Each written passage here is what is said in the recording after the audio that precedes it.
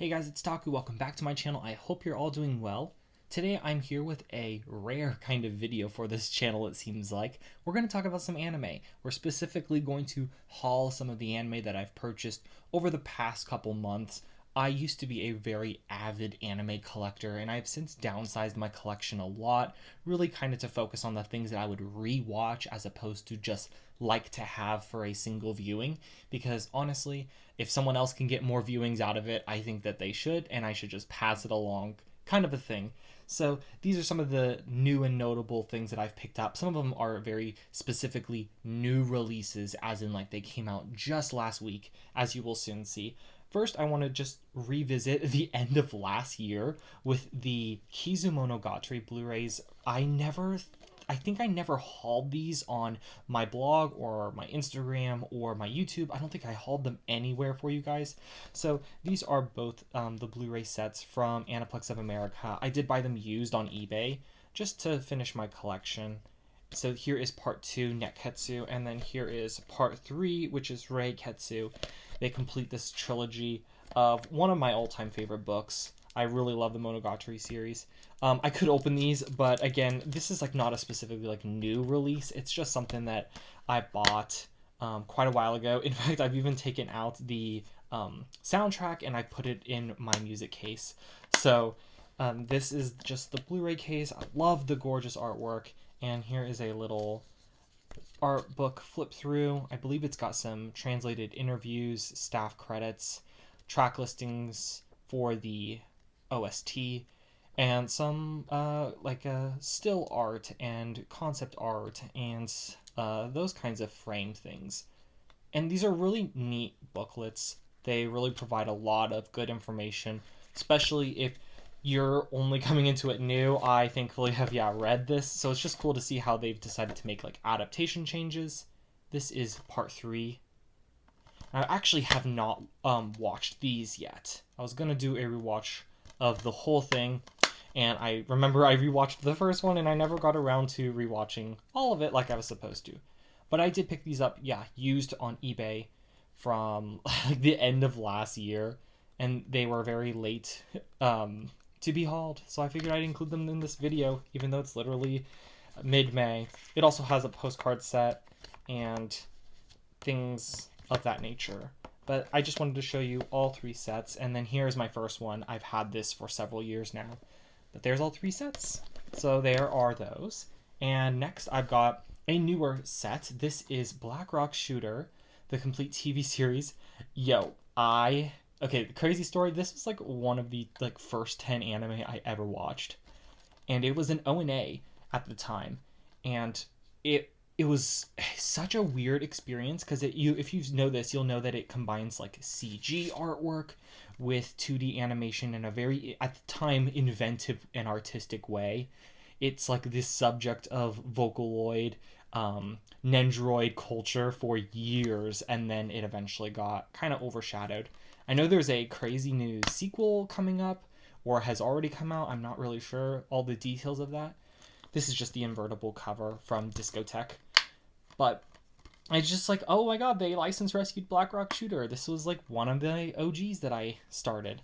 And so it's got all 8 episodes of the TV series. It does not have the original OVA, but Discotek and Eastern Star did dub this. So it's Blackrock Shooter, not only available on Blu-ray in the US for the first time, on physical disc in general, but it is also dubbed, and it's great. I've seen the first 3 or 4 episodes of it, and I love it. It's been so much fun revisiting this beloved franchise.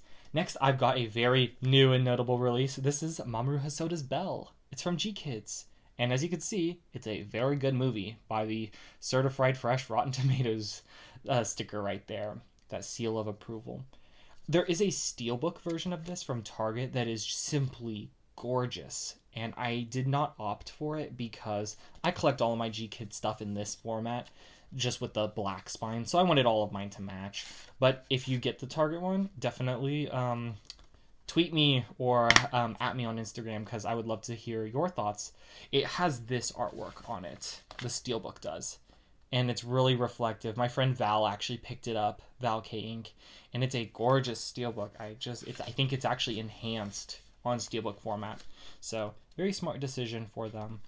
But this is Belle. I've not actually seen Belle. I anticipate it being my favorite Hosoda film of all time, though, and I missed the theater screening because I was so busy, and I'm glad to be able to finally watch this. In fact, I'm thinking about doing a Hosoda review week on my blog. So if we're interested in that, check out the blog in the description below. It'll be coming up, I think, sometime this summer. Next, I've got Eureka 7 High Evolution Anemone. This is an Essentials from Funimation, again, released literally last week on Blu-ray. And this is the second film in the Eureka 7 trilogy. I'm going to say this, it's going to be an unpopular opinion, but I think this is my favorite Eureka 7 content we've ever gotten. It's a 95-minute film, and it's so interesting. It's such a weird little film, too. By the way, I'm going to give this to anyone who uses Funimation digital copy. There you go. It's yours. I just don't use it. So I'm going to throw that away, actually. And this is the disc on Blu-ray. And it basically posits this idea of what if Anemone, who was the antagonist of the original series, what if she was kind of the protagonist? And we're going to view things kind of from her side of the story. And it's just a fascinating little film that almost presents itself in an Ender's Game-esque way, where she gets into this mecha cockpit synthesized universe, and she fights in it. And coincidentally, the fights that take place in that are cuts from the original TV series, respliced and reimagined into this. So same cuts, different context, entirely different meaning, and I actually really like it. And that's really saying something, because I actually don't really love Eureka 7 like everyone else does, but I thought the trailer of this was so convincing, and I saw the first High Evolution film. It was okay. I sold off my Blu-ray, if that tells you anything. But I'm going to be keeping this one for a while. It's a very cool little film, and I hope to probably rewatch it soon. It's cool also that they brought back Kari Walgren and Mary-Elizabeth Glynn for the dub. Stephanie Shea is also Eureka. So they brought back so many characters that I love the voices of, and they're here. So very awesome of Funimation to do that. And last but not least, again, I don't haul a lot of anime, but I did pick up Attack on Titan Final Season Part 1. Avoid your ears and your eyes for spoilers here. Maybe I won't talk too much about it, but I did want to say that this is also a new release. It's episodes 60 through 75 of the TV series. This is the limited edition version. I actually haven't played too much with this, except for the fact that these cases are not only different from the digibook. They've been doing this in digibook format. I've got all of them. I'm actually in the middle of an Attack on Titan rewatch. But this little latch opens up to reveal 3 here. I imagine that was the only way they were able to fit 3, because traditionally there's only 2. And I'm going to go to the back, actually, just to show you this. And I'm going to open it. But I don't know, I've got mixed feelings on the final season. I think for the, in terms of story, it's like 12 out of 10. I love it. It's Attack on Titan at its best.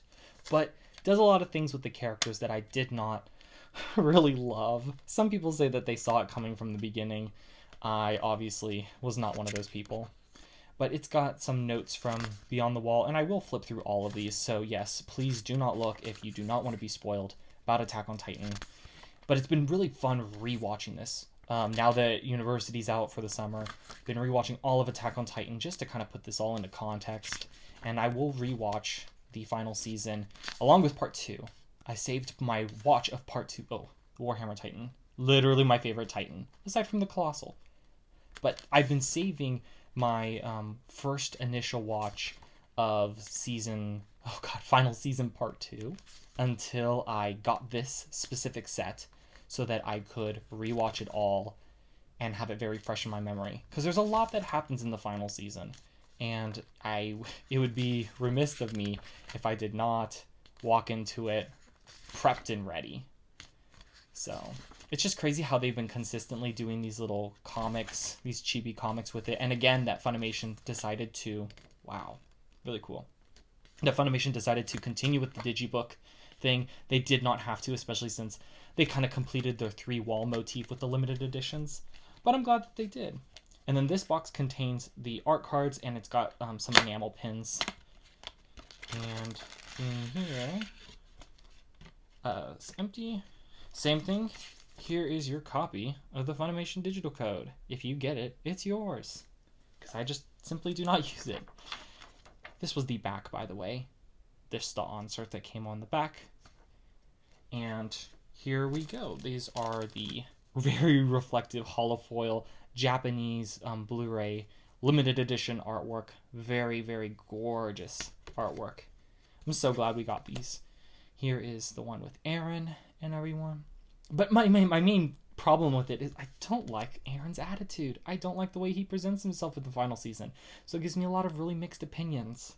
You can't really see it also, but there is kind of a hollow texture or hollow, you can see it a little better on this one. There's a metallic hollow on these. So it makes them really shiny and they don't pick up very well on the ring light. I apologize. But they are the coolest things. But there's a lot of really iconic imagery from this season in its own. I think the problem that the final season has is it has to create kind of a artistic visual design that is unique from the original season. And that's obviously a challenge, but they're doing it. They're making it work so far. And these are enamel pins for the final season. Since we're going to get pretty much 3 parts for it, I think it'd be really cool if they did all 3 Titans for each set, so you would have all 9 by the end of it. So Funimation, take note. That would be really cool. But these are the 3 that are featured in the season. Again, I love the Warhammer Titan. But that is pretty much everything that I got over the past, if you include the Kizumonogatari Blu-rays, this is a journey that is months in the making. But otherwise, these are the new and notable releases for May. So let me know your guys' thoughts on any of these, if you're watching any of them, especially some of the new stuff. And yeah, it's been fun to unbox some anime for you guys. So till next time, thanks for watching.